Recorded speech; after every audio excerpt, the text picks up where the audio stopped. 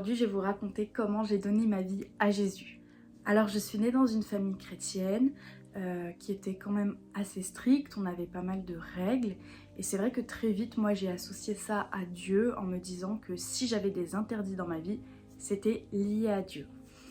Suite à ça, on a pu fréquenter des églises où j'ai vécu un peu des abus spirituels, des choses qui m'ont fait peur, des endroits où tous les dimanches, il y avait des gens qui criaient, hurlaient partout, bougeaient, des gens qui posaient les mains comme ça sur moi ou sur d'autres personnes qui, sans demander l'autorisation, en disant bah je chasse un démon sur toi, enfin voilà, des choses assez particulières qui m'ont fait peur et j'ai associé ça aussi à la chrétienté en me disant c'est ça d'être chrétien. Et donc en grandissant, j'ai commencé à petit m'éloigner de ça déjà dans ma tête, à prendre de la distance et à me dire ok c'est pas ce que je veux. Vers mes 15-16 ans, me suis rebellée en me disant mais ok j'ai envie de faire ma vie, j'ai envie de profiter, j'ai plus envie de tous ces interdits et pour moi encore une fois je l'associais à Dieu. Donc j'ai commencé à prendre de la distance avec Dieu pour justement vivre ces choses que j'avais pas le droit. Et en même temps, je continuais d'aller dans les groupes de jeunes parce que je sais pas, je sentais que j'avais besoin. Sauf que le problème, c'est que les groupes de jeunes que j'ai fréquentés m'ont beaucoup mis à l'écart. J'étais vue comme, je sais pas, peut-être la différente ou peut-être justement parce que je faisais mes expériences à côté et qu'ils le savaient. Mais c'est vrai que je cachais rien. Moi, j'étais là parce que j'avais envie d'être là et j'étais pas forcément super bien accueillie. J'étais jugée, etc., etc. Donc, rebelote, j'associe ça à Dieu en me disant bah ok, bah Dieu, bah il me juge. Les gens me jugent. Quand je vais dans les églises, je suis jugée. Donc c'est ça Dieu. Donc je fais ma vie, je continue de faire mes expériences. Malheureusement, j'ai commencé à rencontrer des personnes pas forcément bien intentionnées et j'ai été abusée par des personnes qui ont profité du fait que j'étais par exemple ivre parce qu'à ce moment-là, bah, je voulais faire la fête, je buvais beaucoup d'alcool et surtout je fumais beaucoup de cannabis avec la bande d'amis que j'avais à l'époque. Voilà, donc j'en étais là. Et puis à un moment donné, j'ai eu une période où je me suis dit ok non, bon je vais m'éloigner un peu de ces gens-là, ils me font pas du bien, donc je suis retournée un peu à l'église. Et là j'ai rencontré un garçon qui m'a fait comprendre qu'il voulait voilà, construire quelque chose avec moi. En tout cas c'est ce que j'avais compris. Moi à ce moment-là je connaissais pas bien les relations de couple, même si j'avais eu des petits copains, c'était jamais allé très loin. Et donc j'avais cet idéal de me dire bah voilà je vais être avec un chrétien, une personne qui va m'aimer, on va découvrir toutes ces choses ensemble, etc. etc. Et très vite il me faisait un peu jouer entre le oui non, oui je vais être avec toi, non je veux plus, oui non, etc. Et j'ai fini par lui demander mais pourquoi, qu'est-ce qui se passe, pourquoi tu veux pas être avec moi? Et un jour il m'a dit ah bah parce que en gros t'es pas assez bien pour moi, même s'il a pas dit comme ça. Et puis de toute façon t'es pas baptisé. Alors je me suis dit bah écoute j'ai vécu des choses avec Jésus, je crois en Dieu, bah pourquoi pas me baptiser en fait. Donc à ce moment-là j'avais comme une espèce de double vie parce que je faisais encore certaines choses du monde et en même temps j'avais envie d'aller vers Dieu. Donc je me suis préparée au baptême, je me suis fait baptiser. Au fond c'était clairement pour que cette personne m'accepte et pour que l'église m'accepte aussi parce que je voyais bien que j'étais un peu toujours vue pas d'un bon oeil, voilà. Et donc suite au baptême, ce jeune homme finit par me dire non mais en fait on sera pas ensemble, on sera pas ensemble. Et là pour moi ça a été une cassure. Alors à ce moment-là j'avais 18 ans et ça a vraiment été une cassure en moi. Il m'a brisé le cœur et je me suis dit bah voilà encore une fois je suis rejetée, j'ai fait tout ce qu'il fallait, etc. Et donc là ça a été un point final. En fait à un moment donné je me suis dit écoute Dieu j'en ai marre. J'étais jeune, c'était que des interdits. J'ai voulu m'éloigner, voilà ce qui m'est arrivé, t'étais plus là. Je me suis rapprochée, voilà ce qui m'est arrivé. Et en fait j'avais ce sentiment d'abandon, de rejet, de souffrance. Et j'associais l'interdit à Dieu, j'associais le jugement que j'avais pu subir à Dieu, etc., etc. Et donc je lui ai dit écoute maintenant, tu dégages. Et vraiment je sais que ça paraît un peu violent mais j'ai vraiment dit ça. Je dis je veux plus entendre parler de toi dans ma vie, maintenant je fais ce que je veux. Et c'est ce qui s'est passé, Dieu nous respecte, il est vraiment sorti de ma vie. Et là, j'ai commencé à vivre des expériences encore plus dures que ce que j'avais vécu avant. L'alcool, c'était quasiment tout le temps. Fumer, j'ai arrêté le cannabis parce que bon, ça rend complètement dingo. Mais du coup, j'ai compensé avec de la cigarette. J'ai été dans des soirées où vraiment... warning, normalement c'est danger, danger. Et là j'étais complètement aveuglée, il n'y avait pas de souci d'être là, de faire telle ou telle chose, etc. Et la première fois que j'ai eu une relation avec une personne, j'ai été abusée. À ce moment-là, j'en ai parlé, on m'a pas cru, on m'a traité de menteuse, on m'a dit que c'était pour faire croire que, etc. etc. Donc là pareil, ça m'a plongée au fond. Je me suis dit, bah, si c'est ça, si personne me croit, faut que je trouve ce que c'est que l'amour. Et donc j'ai commencé à être avec plusieurs personnes.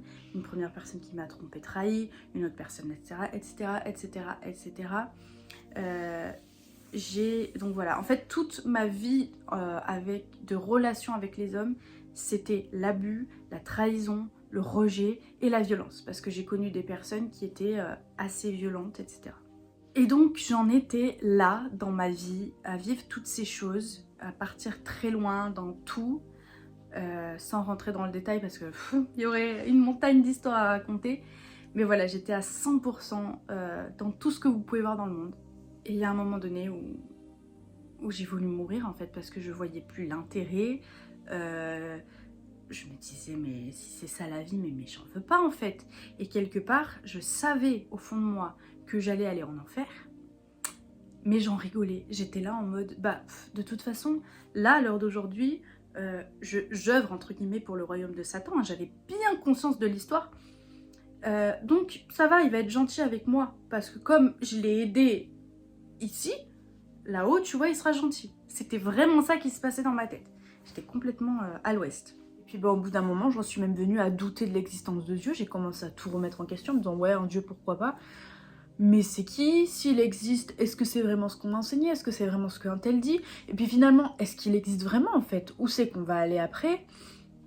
Pourtant, j'avais cette conscience de l'enfer. Enfin, c'était vraiment la confusion et ça remettait vraiment tout en question, y compris l'existence et l'identité de Dieu. Et il y a même un moment donné où j'ai commencé à moi-même être très violente. Avant, vous savez, il y a ce qu'on appelle l'alcool joyeux. Et il y a un moment donné où ça a switché et j'avais comme l'alcool mauvais, méchant, j'étais plus moi, etc. Enfin, je me voyais vraiment être transformée. Je vivais des choses traumatisantes. Et je continuais, c'est ça le pire. C'est que des fois, j'avais des expériences traumatisantes, mais ça m'animait parce qu'à l'époque, j'avais que ça en fait, j'avais pas Dieu. Bref, et du coup, j'étais vraiment mal, j'étais pas heureuse. J'ai voulu mourir, j'ai fait des tentatives. Personne ne pouvait le savoir d'ailleurs à l'époque puisque j'avais vraiment ce double visage où quand j'étais seule, j'étais au bout. Et quand j'étais avec les gens, j'étais extravertie, j'étais celle qui amusait la galerie, je rigolais, je dansais. On n'aurait pas pu deviner que à côté, j'avais envie de mourir. Et du coup, ce que j'ai fait à ce moment-là, quand j'étais vraiment mal, c'est que j'ai commencé à me dire, ok, bon, il faut que je me rachète. En plus, j'étais tellement mal vue des gens de par tout ce que je faisais que je voulais me redonner une image, une identité. Et donc à partir de là, j'ai commencé à m'intéresser aux différentes religions et surtout l'islam. À ce moment-là, ça m'attirait énormément et j'avais vraiment ce sentiment que si je me convertissais et que je devenais voilée, les gens finiraient par, aller me respecter. Du jour au lendemain, à partir du moment où j'aurai le voile, je me disais, ils me respecteront. D'autant plus que les personnes avec qui j'avais été, qui m'ont jugée, qui m'ont un peu dénigrée dans le monde, j'ai fréquenté énormément de musulmans. Et donc je me disais, bah, toutes ces personnes, finalement, elles me considéreront autrement. Bref. Et un jour, au milieu de tout ça, j'ai un ami que j'avais gardé des églises qui me propose d'aller dans un camp chrétien pendant l'été.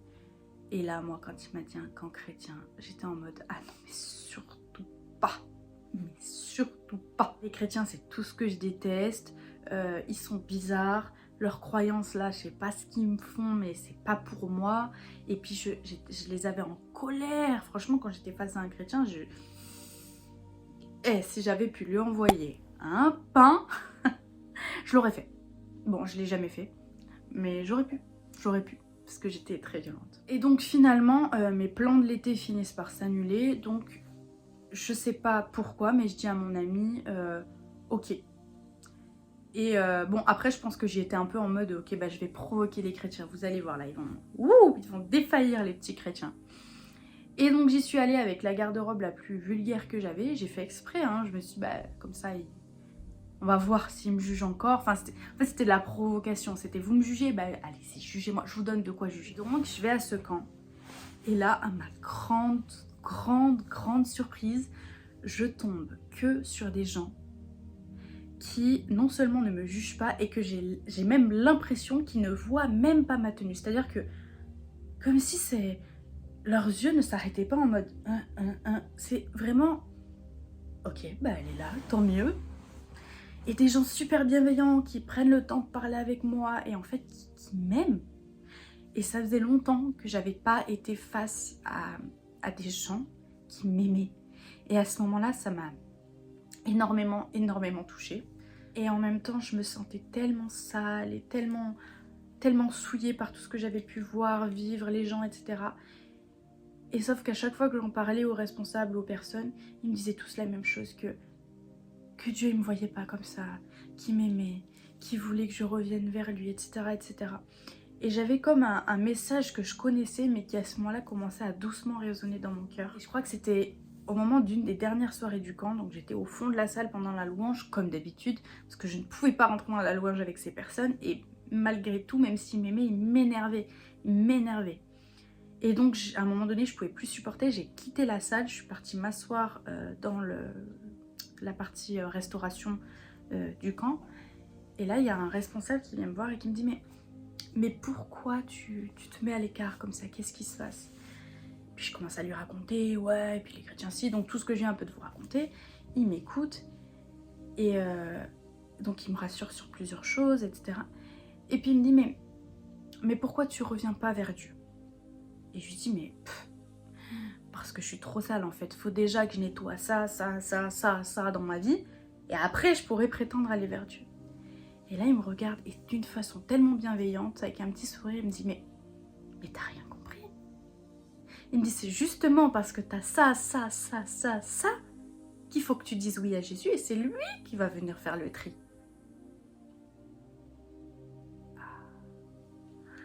Alors là, il s'est passé quelque chose dans ma tête.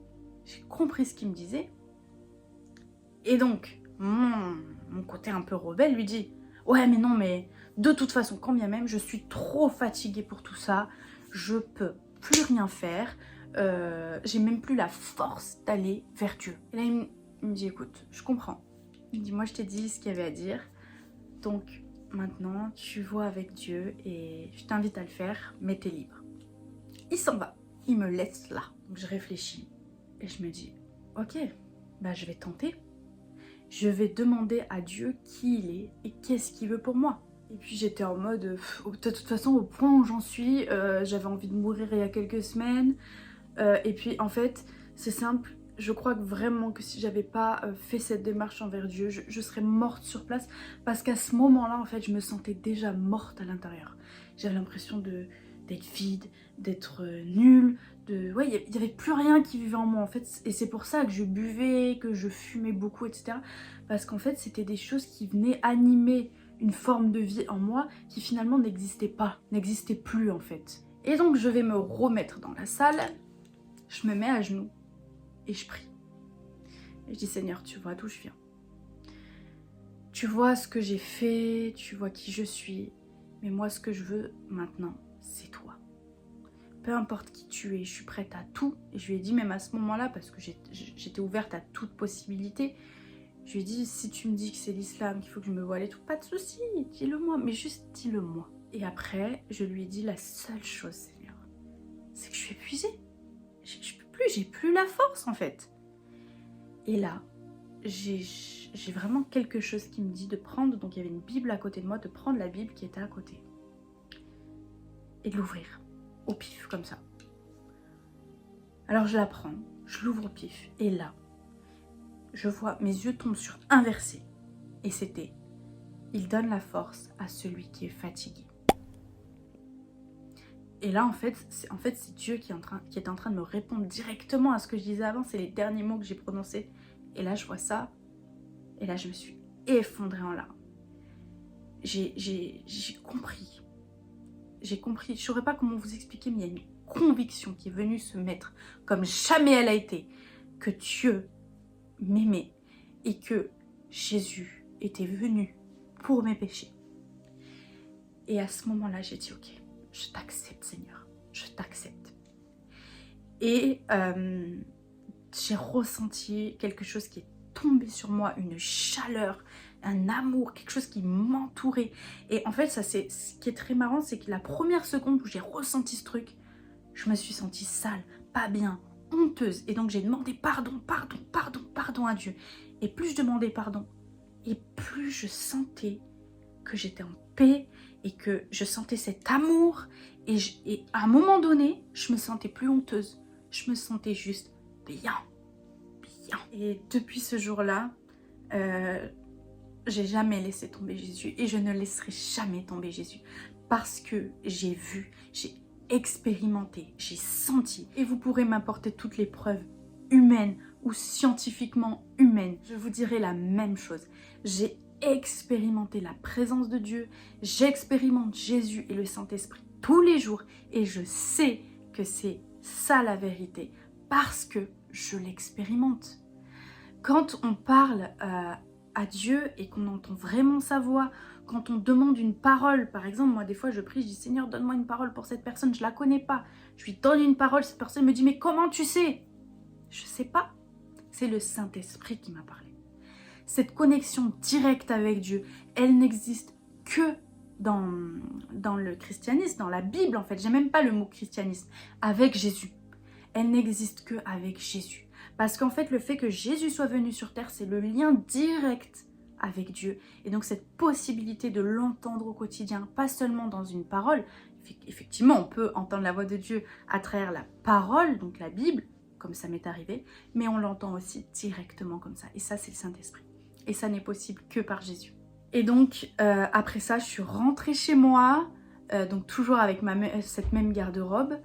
Je m'habille le lendemain matin comme tous les jours et là d'un coup je suis frappée par mes habits et je me rends compte à quel point c'est vulgaire alors que je m'en rendais plus du tout compte à l'époque. À l'époque c'était juste normal pour moi et donc là j'ai jeté beaucoup trop de mes habits et tout a changé. Tout a changé dans ma personne physiquement parlant. Et c'est marrant parce que tout à l'heure je vous disais que j'avais l'impression que j'allais avoir une rédemption avec ce voile sur ma tête. En fait je cherchais sur moi un signe physique qui montrerait qu'il y a eu un changement. Et bien en fait ce premier changement, ce premier miracle de ma vie quand j'ai accepté Jésus, ça a été que sur moi mes habits ont changé du jour au lendemain.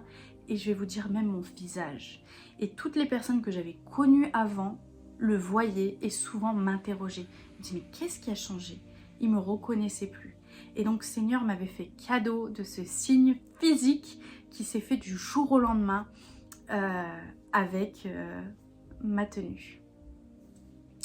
Voilà, c'était vraiment bref, je ne suis pas rentrée dans tous les détails. Il y aurait tellement de choses à dire. Si vous avez des questions, vous pouvez vraiment m'écrire sur mes réseaux sociaux. Vous pouvez retrouver les liens de mes comptes dans ma bio sur mon compte YouTube. Voilà, soyez bénis. Je vous souhaite vraiment de rencontrer Dieu. Et si vous n'en êtes pas encore là et que vous ne savez pas trop comment chercher, le conseil que je vous donne, c'est de ne pas trop chercher dans les différentes croyances en mode oui, quelle est la preuve que Dieu est tel Dieu, etc. Dieu est grand, il est capable de vous répondre. Alors, interrogez-le, parlez-lui directement et je vous assure qu'il est tellement puissant qu'il peut vous répondre.